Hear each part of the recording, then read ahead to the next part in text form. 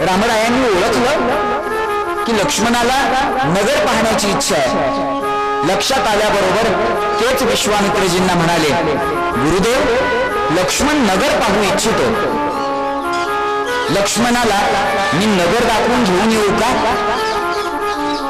गुरुदेवांच्या लक्षात भाव आला. त्यांनी सांगितलं. म्हणाले, ठीक आहे, जा. परवानगी दिली. रामजी आणि लक्ष्मणजी गुरुदेवांच्या पायांना स्पर्श करते झाले. रामरायांनी सांगितलं, आम्ही लवकर येतो, आपण काळजी करू नका. आणि हे दोन्ही राजपुत्र मिथिला पाहण्यासाठी नगरामध्ये गेले. नगर बघण्यासाठी ते निघाले. रस्त्यावरून चालू लागले आणि मिथिलेमध्ये हा म्हणता सगळीकडे बातमी लागली की एक दोन सुंदर राजपुत्र आलेले आहेत. एक श्यामवर्णाचा आहे, एक गौरवर्णाचा आहे. दोघेही दिसायला खूप रूपवान आहेत आणि मिथिलेच्या रस्त्यावरून फिरतायत. गर्दी उसळली आणि एक समवयस्क पोरं रामरायांच्या बरोबर फिरू लागली. सेलिब्रिटी एखादा आल्यानंतर कसे लोक त्याच्या भोवताली. अरे हा जगाचा सेलिब्रिटी होता. आजचा सेलिब्रिटी काय घेऊन बसला? आजचा सेलिब्रिटी महाराष्ट्रापुरता असतो, भारतापुरता असतो. बाहेर गेल्यावर त्याला कोणी ओळखतही नाही. वर्तमानपत्रात वाचून असाल तुम्ही, आपल्या इथल्या काही चित्रपटात काम करणाऱ्या नायकांना तिथल्या विमानतळावर अडवून धरलं होतं, ताटकळत ठेवलं. कोण तू असं विचारलं. हे रस्त्यावरून चालले की सगळे लोक त्यांच्याकडे अगदी बघायला लागले. लहान लहान मुलं सोबत फिरू लागली. समवयस्क असणारी माहिती सांगू लागली. रामराया, हे बघा, इथं हे असा आहे, हा महाल एवढा सुंदर आहे, एवढा वर्षापूर्वीचा आहे, हे सरोवर अशा पद्धतीनं निर्माण केलेलं आहे, ही बाग अत्यंत चांगल्या पद्धतीनं सजवलेली आहे, इथं याची फुलं आहेत, सांगायला सुरू आहे. आणि रामराया बरोबर फिरतायत, ऐकतायत, भावना ऐकतायत, ते प्रेमानं सांगतात आणि रामराया आनंदानं ऐकतात. त्याला प्रेमानं सांगा, त्याला प्रेमानं बोला, तो ऐकतो. रामरायाचं रूप बघून सगळे मोहित झालेले आहेत. स्त्री आणि पुरुष सगळे आकर्षिले गेलेत. रामरायाचं वर्णन करतायत. कशी आहे स्थिती? डोक्यावर मुकुट आहे, कपाळावर उभा गंध आहे, कानामध्ये कुंडल आहेत, गळ्यात वैजयंती माळा आहे, कासे पितांबर आहे. रामराया चालतायत. सोबत लक्ष्मण आहेत. लक्ष्मणाचा हात धरलेला आहे. भोवताली मुलं आहेत. समवयस्क तरुण मित्र असल्यासाठी काही मिनिटांमध्ये मित्र झाले, काही क्षणांमध्ये मित्र झाले. सोबत फिरतायत, दाखवतायत. दुरून लोक बघतायत. अरे, एवढं सुकुमार असणारी ही लेकरं कुणाची? अनेकांच्या मनामध्ये प्रश्न येतोय. सगळे चौकशी करतायत, कानामध्ये खुजबुजतायत. एक सखी दुसऱ्या सखीला विचारते. गोडक्यांनी सख्या त्या ठिकाणी उभ्या आहेत. एक सखी दुसऱ्या सखीला विचारते, खरंच किती सुंदर आहेत हे दोन्ही राजपुत्र, कुणाचे असतील? दुसरी सखी म्हणते, अगं, अयोध्येचे महाराज राजा दशरथजींचे हे दोन्ही सुपुत्र आहेत, खूप महान आहेत, खूप मोठे आहेत, यांचं महत्त्वता शब्दांनी वर्णन करता येत नाही. मग पहिली सखी म्हणते, खरं सांगू का ग? खरं सांगू तुला, आपल्या जानकीला हेच योग्य वर आहेत बघ. जानकीला यांनाच द्यायला हवं. जानकी दुसरीकडे जाता कामा नये. किती रूपवान आहेत ग. जानकी आपले सुकुमार आणि हेही सुकुमार. यांच्याशिवाय जानकीला दुसरा उपवर असा चांगला पती नाही मिळणार.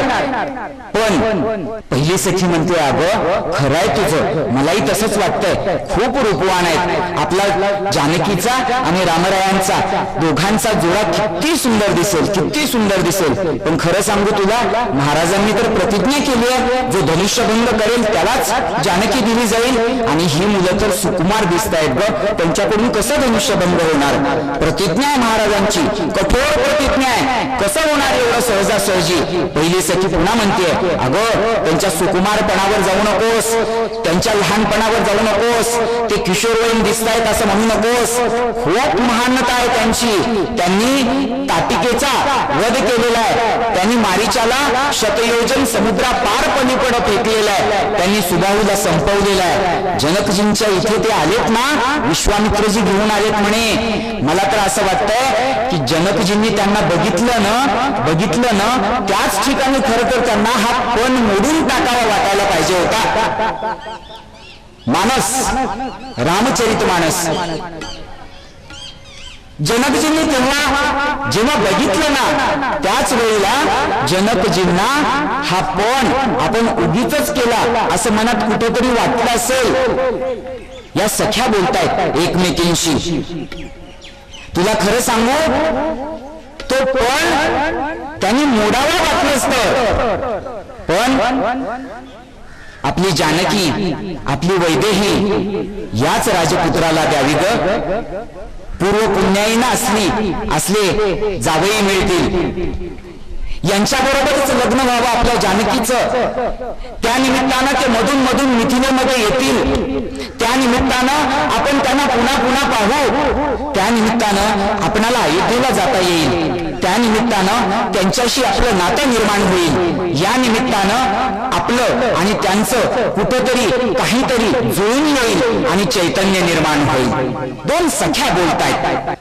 चालणं सुरू आहे रामरायांचं. लोक रस्त्यात चर्चा करतायत, रस्त्याच्या दोन्ही बाजूला गर्दी आहे, सगळं बघतायत यांच्याकडं.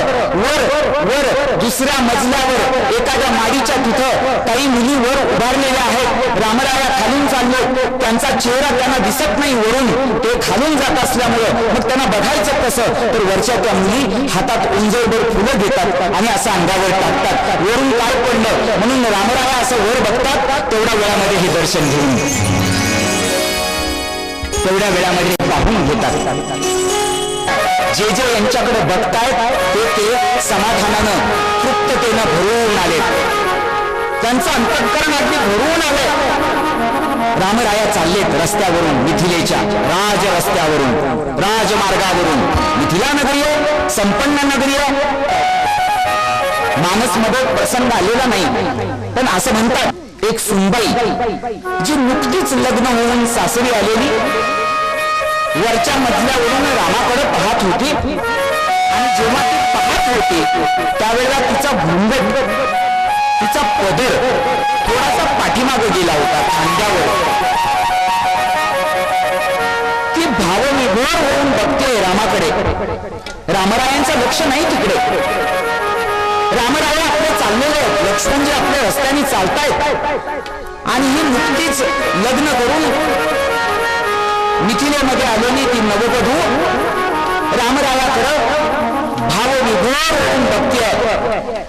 तिचं बघणं सुरू आहे आणि तिला आपल्या पदराचं भान नाहीये. पदर ढळलाय थोडासा डोक्यावरचा.